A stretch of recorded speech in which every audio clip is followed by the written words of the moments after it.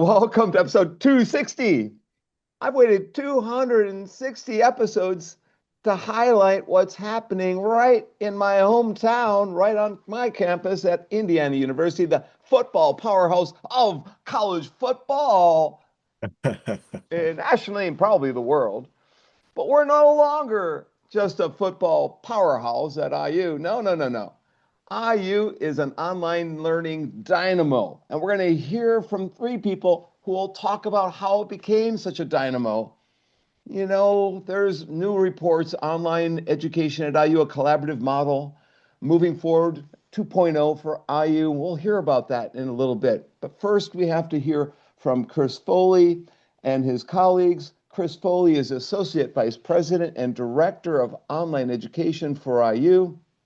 He leads the development and implementation of online programs across IU's 7 campuses. I count 8 or 9. We'll have to clarify how We'll many talk about campuses we that. actually have. Yeah. We'll talk about that. Servicing 30,000 students involved in online education.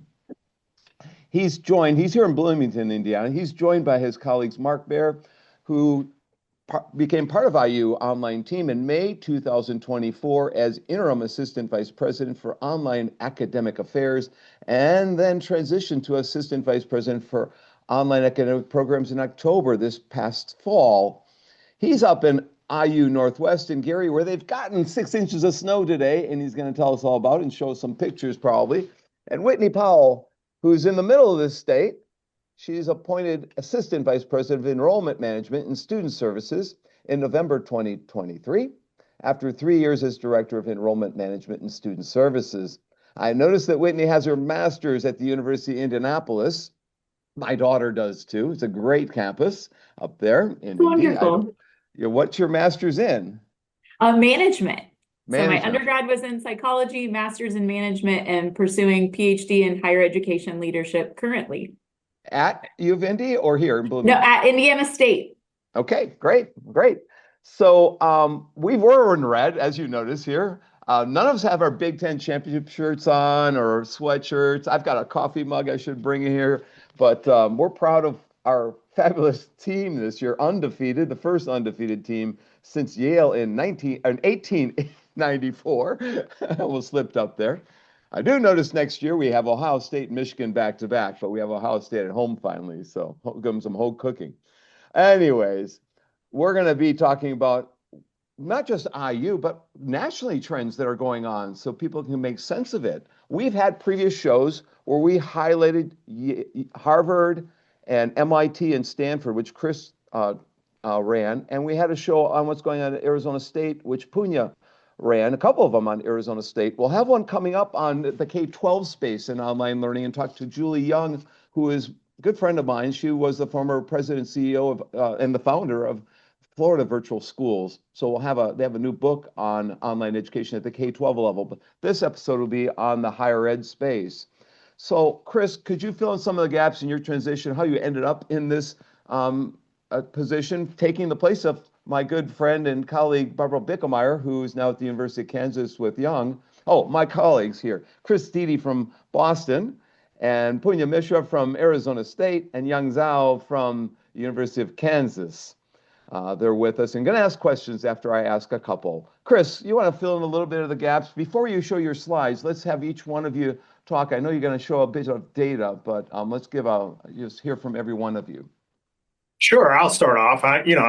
Thanks again, Kurt and gang, for inviting us. We're always happy to have an opportunity to talk about the stuff that we're doing here at IU Online. It's a pretty exciting and very busy time for us, and so for everybody really in higher education. But in the online space, I think we're really accomplishing some great things.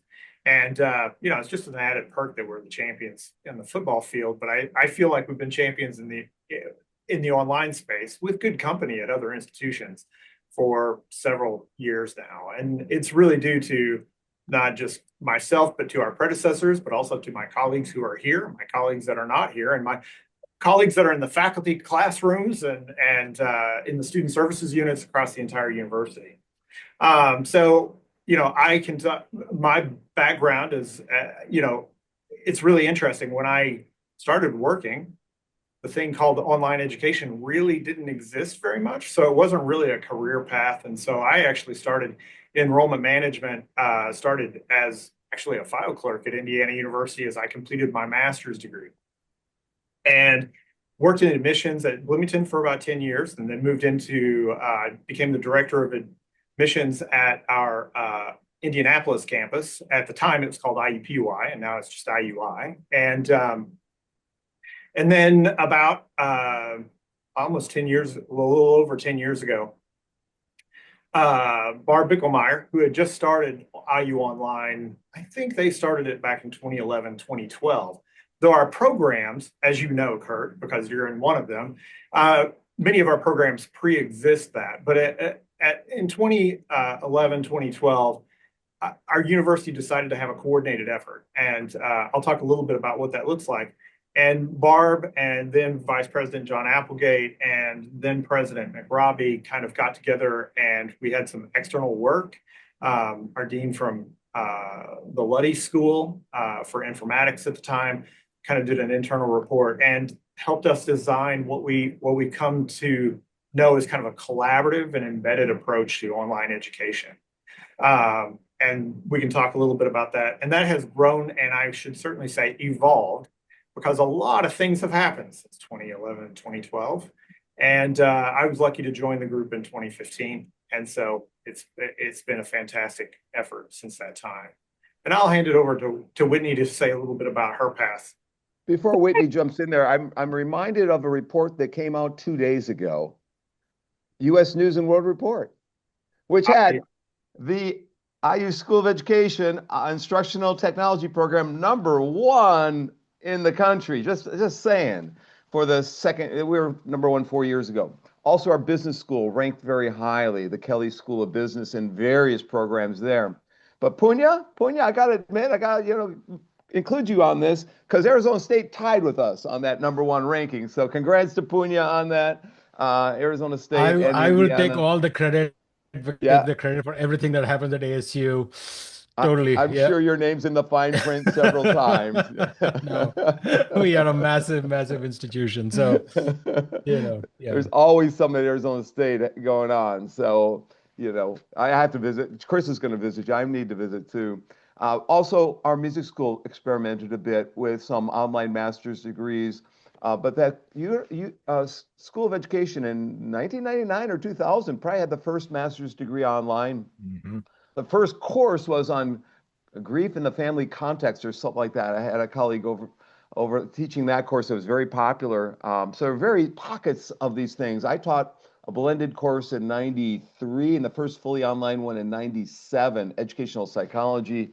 So we were experimenting back in the mid 90s in the online space, but many departments were. And finally, it coalesced when your position was created, Chris, like 15, 20 years later, coalesced into that position. And it's grown since then. We need to talk about how it's grown and why it's grown, but let's hear from Whitnie first and Mark. Whitnie. Absolutely. Yes. Thank you so much for having us. Similarly to Chris, I came along as part of that evolution. So my background has primarily been in kind of non-traditional recruitment, graduate recruitment, adult, and online. So I think I moved into my first online recruitment position in 2016, maybe, and then had the opportunity to join this team as the Director of Enrollment Management and Student Services exactly 7 weeks before we all got sent home for the pandemic. So talk about a transition, right? Coming into a brand new role and then figuring out how IU works when we're all remote and going through one of the biggest crises we had seen. So it has been a wild ride, but been here 6 years now. And within my portfolio, really charged with helping to develop that student experience outside of the classroom. So what should marketing, recruitment, academic advising, student services, how do we need to cater to that online population, perhaps in a different way, and as you were saying, in a very coordinated way, so that we're supporting their needs and meeting the expectations of all of our online learners. Been super excited, grown that team quite a bit, had a lot of really great success in experimentation and designing new things and figuring out what really meets our students where they are. But yeah, I can't believe it's been 6 years already that I've been on the team, and then had the opportunity to get a colleague alongside to help us in the same way coordinate the academic programs when Mark joined our team last year. And I can kick it over to him to do an introduction. Thanks, Whitney. I like she said, I'm the newest member of the online leadership team here. And I'm a Northwest faculty member with a background in performing arts. But really what I bring to the team is a focus on collaboration across the incredible diversity of Indiana University, right? I bring that kind of skill set from faculty leadership and from performing arts leadership to conversations that negotiate curriculum and course sharing agreements, etc. Right? And I've become really passionate about this, even though I did not imagine myself when I was when Whitney was joining the IU Online team right before the pandemic. I had just been elected faculty president at Northwest at that opportune time, right? So I could not have imagined the ride that it has been since then, but really excited about our success. Yeah, I remember those times in 6 years ago at IU Northwest. There's a lot going on up there. By the way, are you a singer? Well, I can sing a patter song. But yeah, enjoy directing and performing in all types. Wow. So Chris, before we go in some of the data, and you ended up while you were here getting your doctorate, right, in our higher ed program. Is that right? I sure did. Were you a professor too at the time, or? Well, I've always taught, well, not always, but when I was at Indianapolis, I began teaching in a graduate program. At the time, it was an organizational leadership program. And it was through the Purdue School when we were a joint campus. So Right. Purdue Engineering had an organizational leadership program. And I taught leadership programs, particularly around change, organizational change, and ethics. And now I teach in the MPA program up in the O'Neill School at Indianapolis, and I teach executive leadership. So I guess I've taught. My first experience was actually in the first class for my doctoral program. It was a research methods class, essentially. And then I taught starting, in 2011, 2010 in the online space. And so that's how my entryway to online came about. So you're not just in charge or supervisor, you experienced it, you did it as a student and as an instructor. So that's important to point out in there. Our football team was targeted to be strong, to be a leader, but also our president targeted online learning almost at the same time. So this is not a coincidence that we're talking about both in the title here.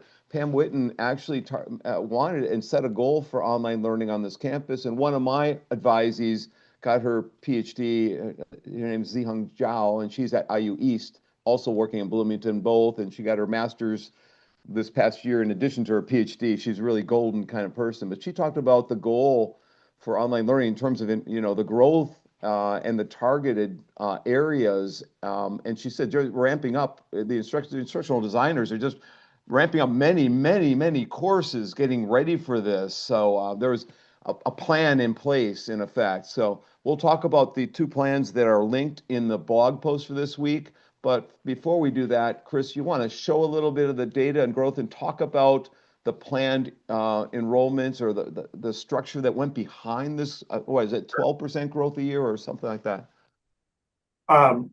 Yeah, sure. I'll give a quick overview, and this could be very long. You've already unpacked a bunch of topics I'd be passionate about talking about for a long time. So just 3 or 4 or 5 minutes, and then we'll get back to the Q&A. Sure. So let me, for your people who can see this, I'm pulling up a PowerPoint slide, but a couple of PowerPoint slides. But for those of you who can't, I'll try to describe it as much as possible. The first thing to understand is that we are a multi-campus university. So we're not just talking about the Bloomington campus, as you already noted. Mark's at Northwest. We are one university and we have actually 7 campuses, which means that we're very integrated as a university system, technologically, governance-wise, but we are separately accredited campuses, which presents some really interesting scenarios. We have 7 different faculty senates. We have, 7 different chancellors. And even as you mentioned earlier, Kurt, we complicate things because Indianapolis actually has 2 centers that act like campuses, one in Columbus and one in Fort Wayne, which depending upon how you count it. And our med school actually has some 20 or 30 sites around them. So depending on how you calculate it, we're around here quite a bit. We were established in 2012 with 1 employee. We're now about 70 or 80 full-time employees at this point.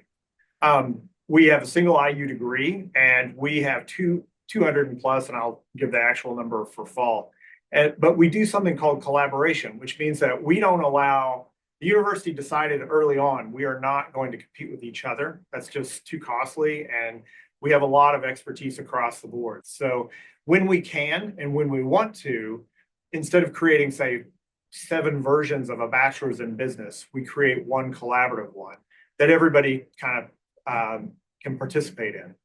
The campuses own their own degrees. So and I'll talk a little bit about this in the next slide, IU Online does not have faculty, does not have degrees, does not have academic programs. We are not an academic entity.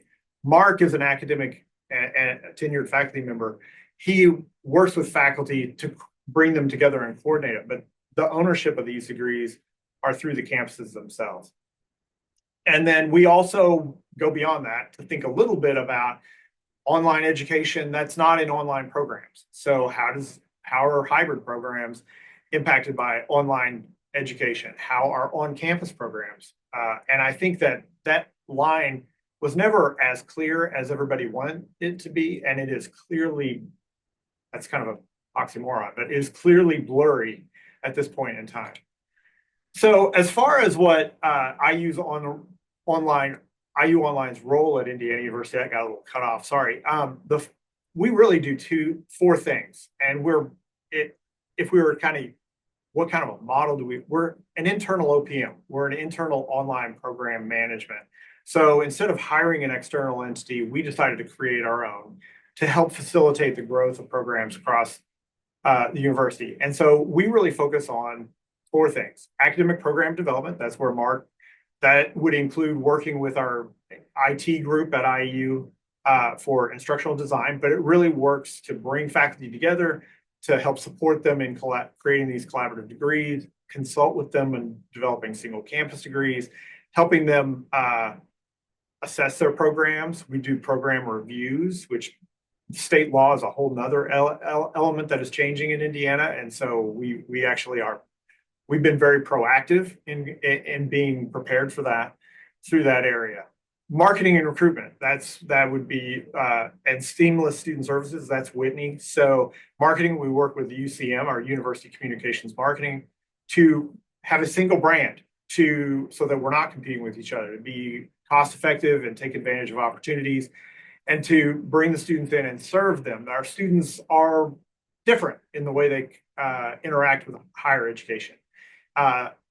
We would lobby that they're not as different as we think they are, but they are different and they have different needs. And our campuses are built to do different things with different types of students. And so we help serve that.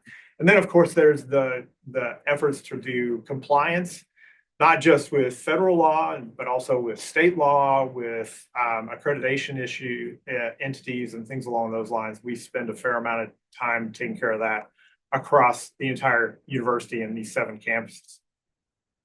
Just for some numbers, we broke 10,000. That was one of those numbers that President Whitnie really wanted to have happen, and we were able to do that this fall. We were very excited. I think that puts us within the top 2% of the institutions in the United States. We are the largest largest 4-year provider in the state of Indiana in educating Hoosiers. So it's quite a bit. We've been recording somewhere between 5 and 15 to 20% increases year to year with our model. We are really invested in a slow but consistent growth compared to the rapid spikes that a lot of institutions see. That's 12% of the entire university. It's 203 programs, 109 degrees, 94 certificates, but 57 of those involve multiple campuses. So that is a very unique factor that we have. But it's also been really powerful. Those programs seem to be growing closer to 20% consistently every year. There's some magic there that we've got to try to figure out. Of those 10,000, probably about 45% are in undergraduate programs, 55% are in those graduate programs. Both have been growing. And there are 3,200, almost a third of our students are in those collaborative programs, and those have been growing. Those started in about 2016. So that's been a very fast growth in the way we target those. And then finally, just to kind of give you an idea about what online looks like when it's not an online program, 55% of our students at IU take at least one online class, and that can vary from one campus type to another. So if you actually were to look at some of our regional campuses, it's closer to 80% of our students are now incorporating online education into their schedule. They're using it to take more courses, to kind of shoehorn in an extra class to stay on track. They graduate faster. They seem to persist about as well. In some cases, part-time students persist even better than full-time students when they are involved in online education. So it's a really important aspect, not just of expanding to new audiences, but even to our traditional audience. It can be a really important, what I'd almost consider it as a high impact practice, is how you deliver online education and make it available to your broader student body. And then if you look at credit hours, about 22% of our credit hours are from online classes. And at the regionals, that's 46%. So almost half of the credit hours, all credit hours at the regionals are now coming from online classes. That poses a lot of really interesting questions as you have to plan for how you're going to support coursework moving forward. And then, of course, we have 91 Indiana counties represented. We missed one, so we're going to get that one back next year. And then we have all 50 states represented, and many countries. I think it's 50 countries now in online programs. So that's a quick overview. And maybe I should pause there, see if there's any questions, or if Whitney or Mark have anything they want to add. Whitney or Mark, did you want to add to the data here or comment on any of the data that was mentioned and put your personal spin on it? I think the one thing that I will add is the tremendous growth in the programs and the way that collaboration works has been wonderful for IU Online, but also the intentionality in how we serve the students outside the classroom, I think has been a really strong contributor to the growth. So really thinking about things as simple as, we've all went through orientation in a traditional undergrad program, right? And you get this 90 pages of information, and then you're supposed to know what to do for the duration of your program, where we really try to give some just-in-time instructions and be very guided. Online students have a lot of other things that they tend to be doing besides being a student. And so I think that's also been a strong contributor to our success, is just being really intentional about how we're serving those students and showing up for them outside of the excellence in the classroom. Mark, did you want to comment at all on the data? I don't have anything additional at this time. Kurt, I'm interested to see where the conversation goes. Is IU Northwest a big player in the online space? Because I know IU East was kind of like the home for online learning for a while. It wouldn't exist without online learning. I talked to IU Northwest via video conferencing, picture tell many times. Yes. So I know that campus a little bit. Yeah. Do you attract people from the Chicago region? Do they come into your classes because of online learning, or?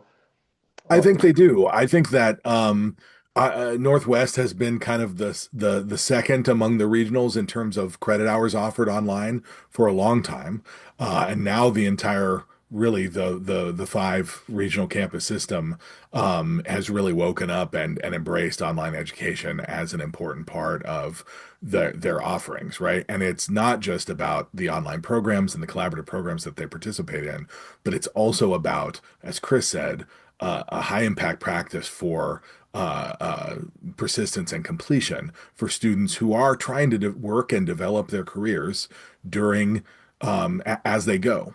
Right, our regional students, in particular, our adult students, can't take 4 to 5 years off from their life, right, to get an education. And online education provides a balance for some students and even the focus for other students in how they can reach their dreams.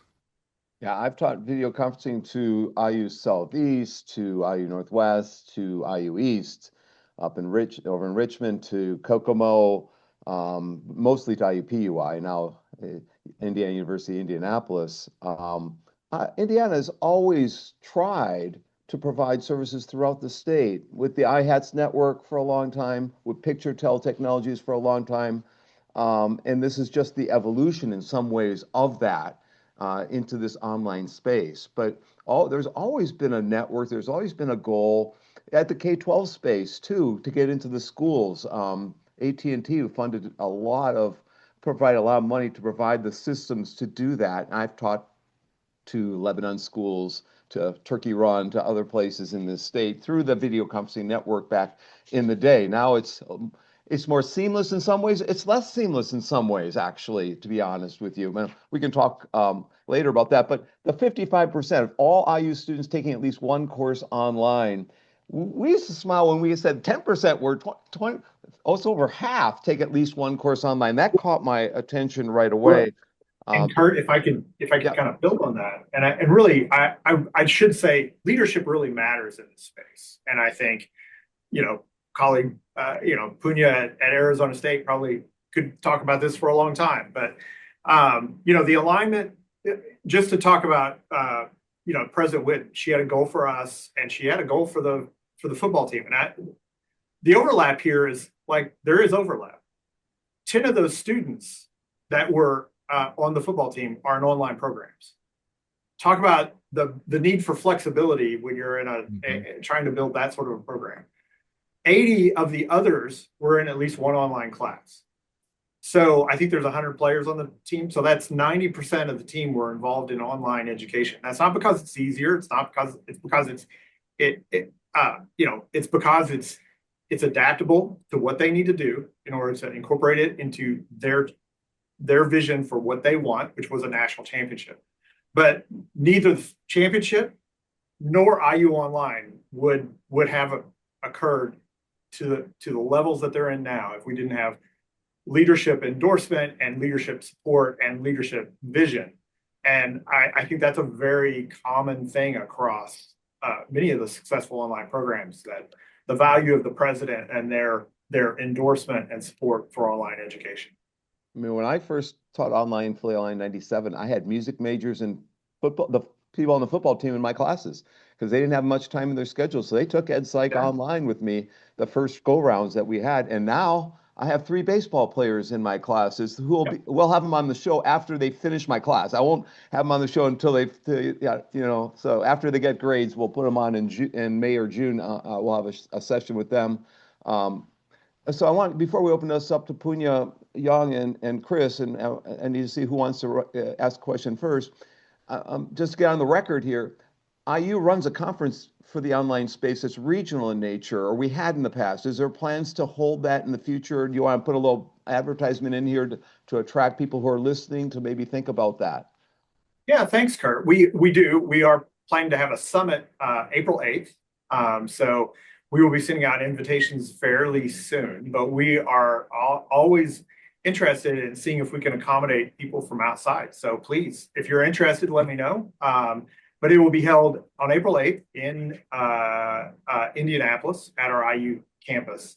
And it'll be a one-day event. We're changing it up this year to be really more focused and more strategic in a lot of ways. So Mark's heading up the planning committee for that. Whitney's working on the communications and all of those things. So we are gearing up for that quite a bit. And it is a huge endorsement. I should give a shout out to our Vice President, Ken Awama, who oversees both the regional campuses and online education. It's his vision to really make IU Online and the regional campuses much more visible and to really promote the great things we all do in his portfolio, not just for Indiana University, but for the state. It's really fantastic. And I should point out that Indiana has been a leader in this space. Purdue used to have a regional conference. Young and Punya went to Illinois for their graduate programs and then ended up at Michigan State after. And both Michigan State and Illinois have been leaders in this space too. There's a lot happening in the Midwest. Punya, Young, or Chris, did either one of you want to jump in here? Chris, go ahead. So one of the interesting things about online education is the desire to figure out scale. How do we scale educational opportunity? And of course, in 2012, MOOCs declared victory on scale before it turned out that they weren't very good for a variety of reasons that we've discussed on the show. But they do have a niche in the ecosystem of online learning. And then there were a lot of naive people who said, well, we can make a bunch of money off online learning because we can, have double the size of good classes because it's online. I don't know what secret sauce they were thinking of, but in fact, research has shown that as with face-to-face classes, size matters, and the instructional opportunities that online provides are different from, but not wildly different from face-to-face teaching and learning. So that means that a lot of online classes are roughly comparable in size to a lot of face-to-face classes, and neither one is really solving the problem of scale. One of the things that we did early on in Silver Lining for Learning is we had Diana Laurillard from the University of College of London, because she was running classes of 5,000. Now, those classes were set up for particular types of students who had a lot of life experience, and they involved creating little communities of practice within the classes in order to be able to sustain that level and still have quality. But it was a very interesting model. I'm wondering if IU thinks about this issue at all, the sort of middle ground between something like a MOOC and something like a conventional online class in terms of its pedagogy and size. And if you have any experiments that sort of venture into this territory of how do we scale opportunity? We think about it a lot. Yes. But I would say there's something different about, I'll start, and then I'd love to get Mark and Whitney both to kind of talk about how that, but I'd like to kind of talk about it from the model that IU has chosen in its online space. So I've seen a lot of online units, and they were built to do exactly what you're talking about, either generate revenue or become like this massive provider that really didn't come to fruition. And I would lobby for those. We really ignored what was happening in the world. There is something called, there's plenty of knowledge out there that is shared, and it's free. YouTube is a great example of that. I heard from one of my colleagues in marketing that the second largest search engine now is actually YouTube. So you think about the immense amount of information that is being shared that is free. It's not curated and it's not credentialed, but if somebody just wanted to go out and get free education, there's a plethora of it. I mean, now with AI, you can actually go out and you basically have a quasi tutor or a quasi curator for you if you work with your prompts correctly. We didn't try to do that. What I think truly happened with IU is that there were folks that understood that online education was going to become part of the enterprise. So it was not necessarily a new thing that you added on or bolted on, or it wasn't just a technology. It wasn't just a extension office. It was going to be how education was going to happen. I wasn't here when that vision was created, so I'm going to brag about it. They made a lot of sense. And then suddenly a pandemic came and we were in crisis response and the entire university had to deliver this stuff. So I think they really thought about, how do we take our current classroom and make it accessible through digital architecture and infrastructure, because that's the way society is moving just in general. Now, I think that, to me, the way I kind of have expressed that is, when we talk about online education, a lot of people put the emphasis on online. I think we put the emphasis on education, and that means that it was just our general enterprise in our business, and we better learn to do it in this area. Now, to talk about scale, Chris, as you pointed out, we talk about scale all the time. How can we educate more of Indiana? How can we make our programs larger? How can we accommodate more students? I think those are, but that's not, we purposely, because we're working with our current faculty, our current workloads, our current contracts and all that, they're built size-wise around the ways our traditional classrooms are built. But it certainly doesn't mean that we are not interested in accommodating as many students as we possibly can and getting them really good, curated, and get them credentials that matter so that they can take it and use it in their life wherever they need it. But that's really been our emphasis, not the huge scale. We did have a programs of scale, which actually did receive an award from UPSIA. And those were geared to accommodate more students. And we were successful, and those still continue to grow, but not to the MOOC size. If we get to a program that's 1,000, 2,000, 3,000 students, I think that's a pretty healthy program. There's only one program at this point that goes beyond 1,000. We'll probably break 1,000 here fairly soon in our second one, but most of our programs are in the hundreds. Yeah, IU made the incredible and poignant decision to build our online academic programs the same way that we build our in-person academic programs, with full-time faculty who teach more than half of our courses, right? So that means the online enterprise is a front door to the same education that you get on any one of our campuses. And when you talk about scale, Chris, my approach, my thought about that comes from what we're trying to do is optimize the experience, right? Students are coming for interaction with faculty. They are coming for the opportunity to transform their lives, right? And so what we can do during the semester is take as much of the faculty attention away from managing the course and point it toward interacting and learning with their students. Right. And so that means instructional design ahead of the semester so that the materials are set and ready on day one. They can be seen by all the students and they are there to support the faculty member, right? Just like a really good textbook is there for you to peruse on day one. The course is ready and available, and then there are lots of online tools now. The technology keeps progressing that makes it easier and easier for a faculty to manage the course, to provide proactive feedback, to grade quicker, but without taking the fidelity of that communication down, right? And so then when I think about scale, I think about optimization of both the students' time and the faculty time.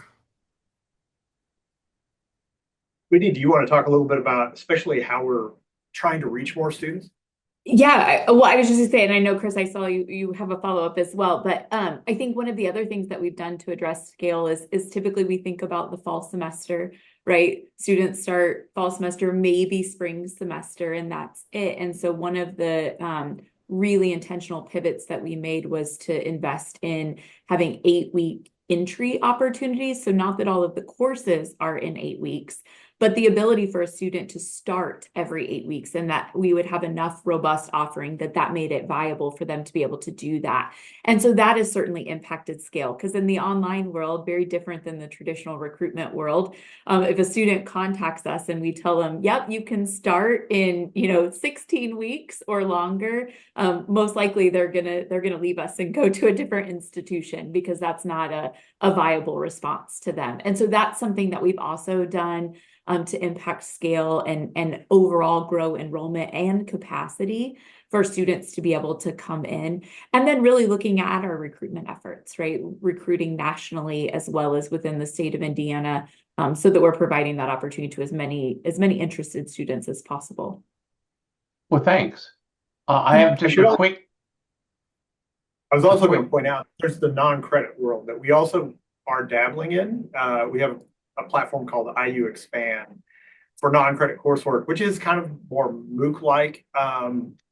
But again, I think it is really hard for a traditional institution to think in terms of outside of the credit hour when you talk about trying to share knowledge. And so that's an area where I think we can grow. I don't want to chew up too much more time because I know that Punya and Chow would like to contribute as well. But one of the things that the AI Institute that I'm Associate Director of Research for has done is to apply the community of inquiry framework to a lot of our online offerings. You know, cognitive presence, teaching presence, social presence. I wonder if that's a framework that is one of your levers for success, or if you have other frameworks that you would recommend to our audience as potential hallmarks of high quality online teaching and learning. Well, I think ultimately the it's not just about learning facts, right? It is about interaction with our colleagues and with the faculty members online, right? And so everything centers around a live interaction, right? That may not that asynchronous, yes, but a real ongoing interaction that builds learning and capacity. And so anything that takes us away from that model starts to erode quality, in my opinion. I don't know if you have other thoughts, Chris. Well, I'd actually pitch it over to Whitnie to talk about how it's not just in the classroom with the person and the people, but it's about the other people that you wrap around that classroom that help support and create that. It's more than just how I'm going to get my knowledge. It's about the relationships that I'm building to support me. So, and I know she does an awful lot of work with her team to do that. Yeah, I can jump in there real quickly. Thanks for the question, Chris, and I'll definitely look into that. I appreciate that. I think what we have really tried to do outside of the classroom, right, is offer those opportunities in that framework of being very intentional around the student experience and how they're engaging and where their level of importance and role and identity fall in. Typically, being a student may not be the number one identity for an online student, where if we're talking about a traditional student, it often is. And so being very intentional around surrounding the student with the supports that they've alluded to us that they need, that they want, but then offering them in a way that is seamless, that has no silos, right? They don't need to know all of our bureaucratic ins and outs.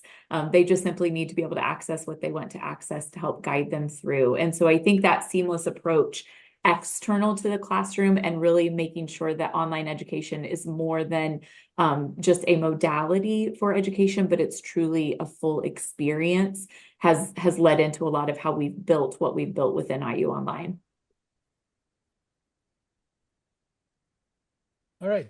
So I'm going to shift thing a little bit. I mean, technology keeps moving. So now we have this creature called generative AI sitting there. First question is like, how are you thinking about that? And the second is, with the advent, I think if anything is going to be the biggest disruptor in weird kinds of ways, is going to be Gen AI, because so much of our things depend upon discussion forums. And now you can, get up, who knows whether somebody is even participating or not. We have things we could do in person, which are tricky.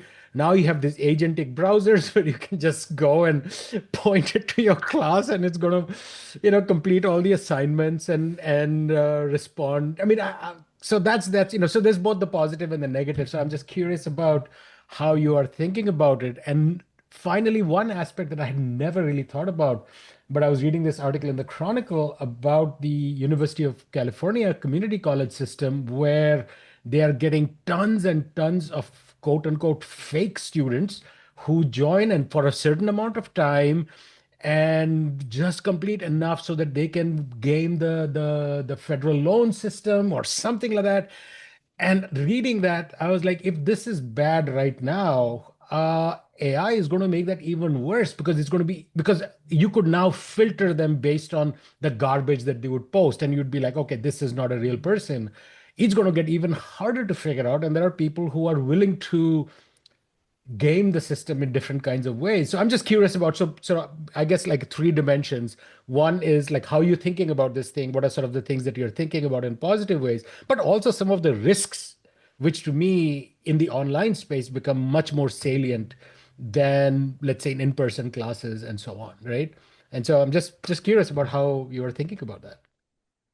You want to talk about the fraudulent students first? Just get that Oh, one Yeah, out. Whitney, you you know made me something, laugh. Oh my Whitney, goodness. you won't believe this. I read that story and I'm reading this and my jaw's dropping, and I'm like, Oh, the extent people will go to it's game the amazing. system. It's like, and these poor community colleges, they don't have the resources, which I'm assuming an institution like ASU or Indiana would have to throw at this problem.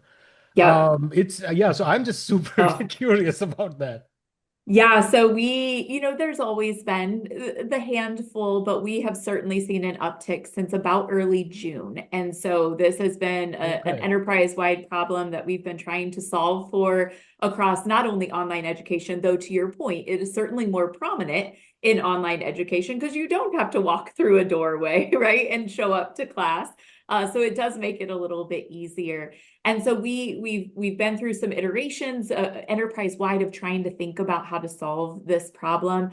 But this spring semester, looking at the re-enrollment rate. So that's something that my team tracks incredibly closely, obviously trying to get re-enrollment rates as high as possible. And we noticed that we might not have caught all those fraudulent apps, to your point, before they made it through the enrollment and actually got enrolled classes, because we saw an uptick in students that did not persist into the next semester, had a 0 GPA, some things that were a little bit alarming. And so actually just this week, we had some continued technological conversations around what can we do within the systems, the enterprise systems that we have, to address this particular issue at the very onset to try to prevent those applications from even getting into the system, so that we don't sacrifice financial aid, we don't get them into the Yeah. classroom, we're not utilizing time on students that are not real, right? And we don't have to answer the phone call that says, I'm getting information from your university and I never applied. And we're like, oh, great, we have another one.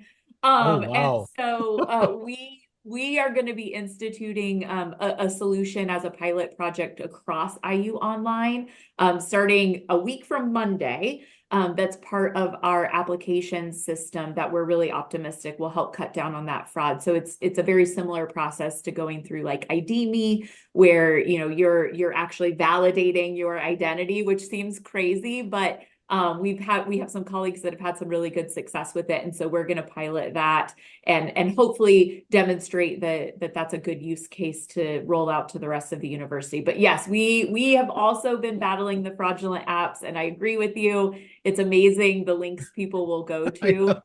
I mean, And we laugh, but I mean, I'm laughing, but that's a real problem for you it's guys, a right? real problem. It's Sure. a real problem. And it takes a lot of human capital to be able to Yes. combat that problem. It takes a lot of judgment. And then you have to concern yourself as, did I say something was fraudulent and it actually wasn't, or vice Right. versa? And so there's been a lot of conversation around. So I very much appreciate that question.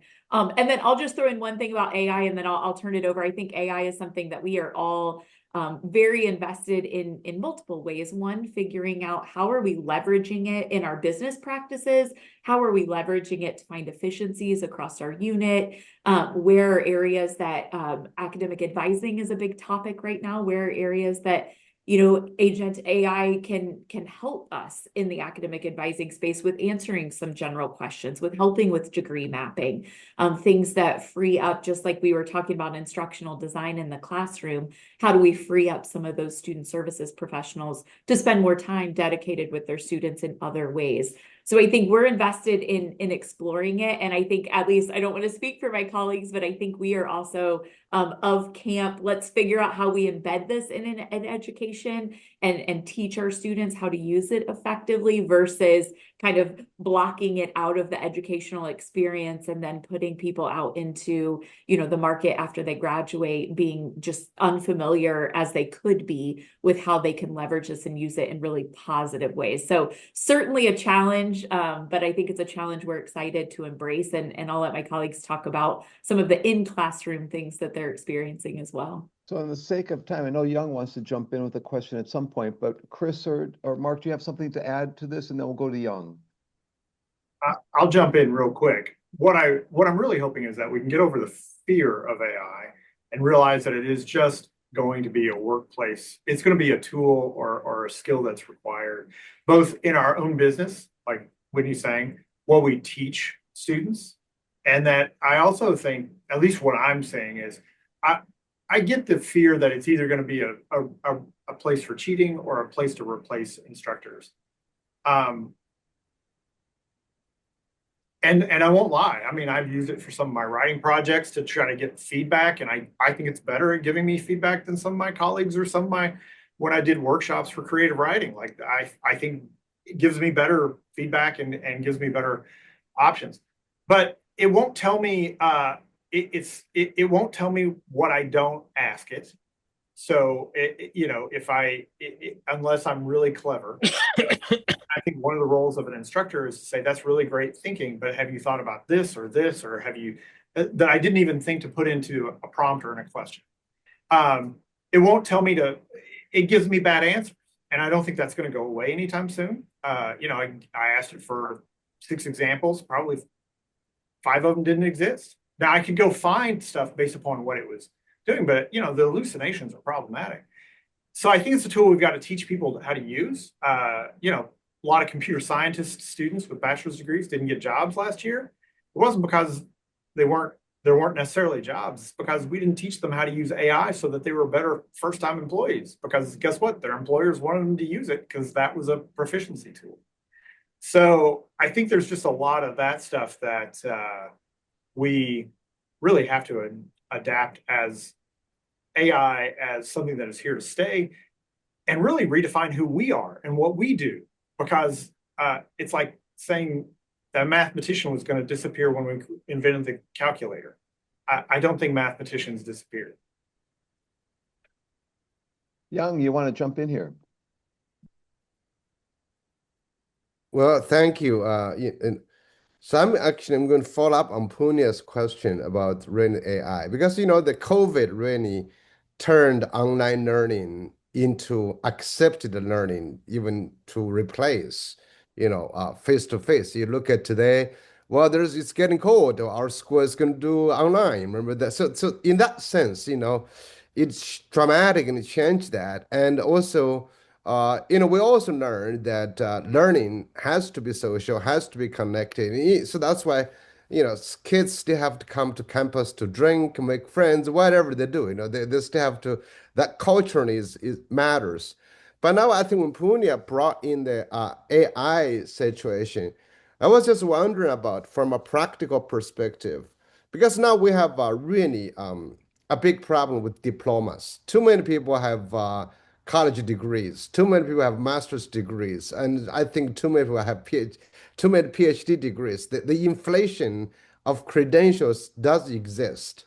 And there are many students who really don't have to go to college, and they are getting good jobs. Like now, probably the best job is to fixing your roof. I think fixing your pipe system in the house. Probably that job will never go away for now.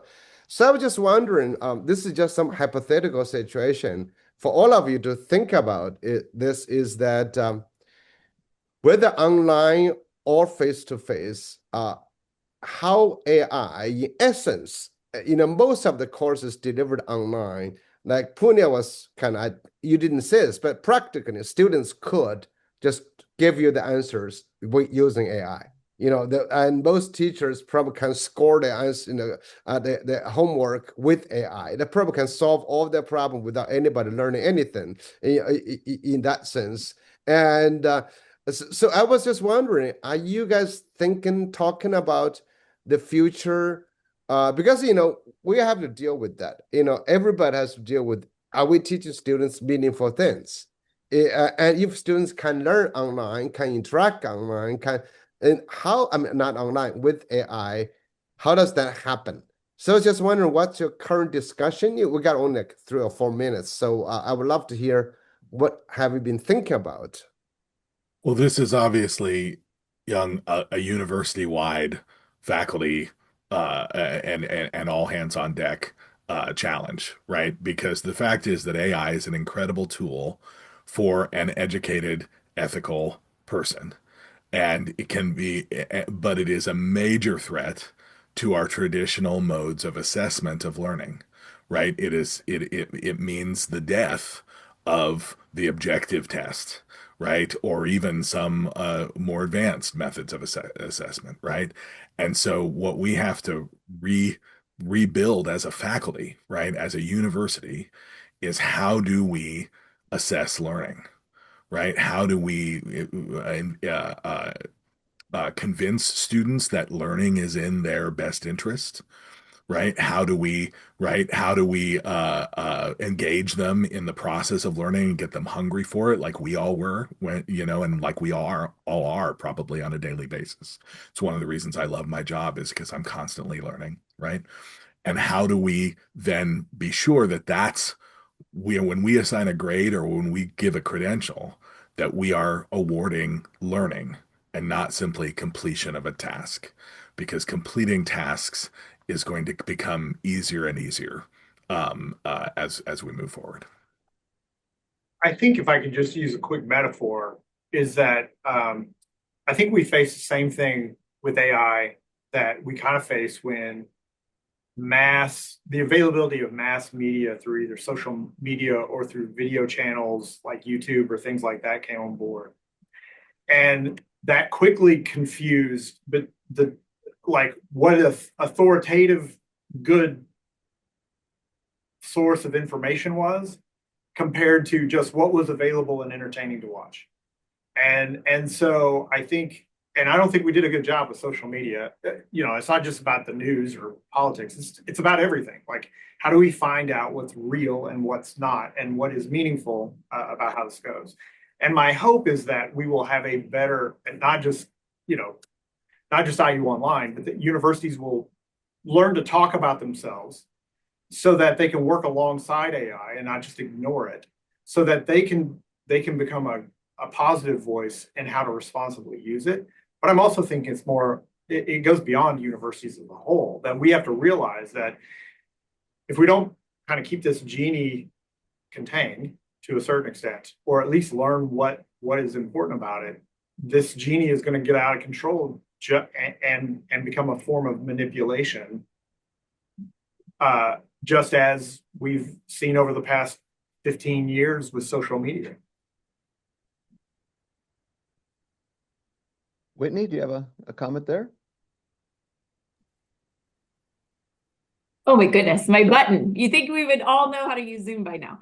I completely agree. And I think that where Mark was going with thinking about assessment and what we're teaching and how we're teaching and how we are defining what learning looks like within the classroom is going to be probably the most pivotal thing. I can say I'm in a PhD program right now. It does have an online component to it, so it's a hybrid program, and we have a lot of cover. It's a higher education leadership program, so we're talking about this all the time as future leaders in higher education who are also, deeply embedded in coursework. Where does AI fit in that? And so I think redefining, how are we teaching? How are we learning? How are we leveraging instructional technology? How are we assigning things that require something beyond, as Mark very eloquently said, task task completion,